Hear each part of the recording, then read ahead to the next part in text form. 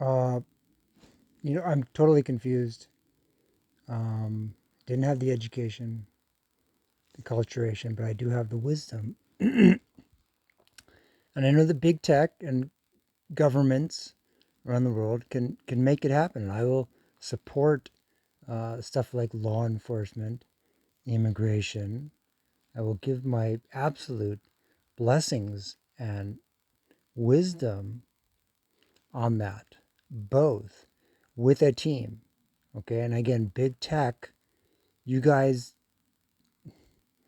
okay, if it's a conversation, if I see it on my phone, I'm polarized because it's like the education you had. No, it just automatically happened by and large. You got to move to the East Coast when you were young. I didn't have that. Even my brother and sister had that to a certain degree. Whether they had a safe, happy home, I'm not exactly sure. Sober, etc. But it was my dad and I who really didn't. I mean, it's going to school, avoiding chaos or random.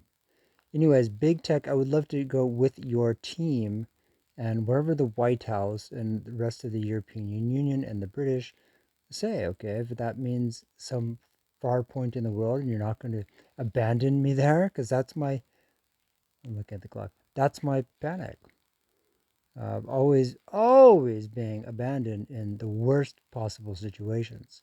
That is why the world burns, okay? Because they're playing a game. There's always lucky people will simply do that. And I know that's virtually the entire reality of leadership, okay?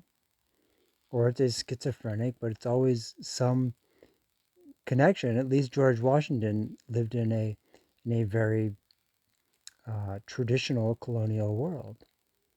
Okay, it's just the statistics. I grew up, fully immersed in that Dawn's Highway, that delusional thinking that George Washington and global conflict emerges from.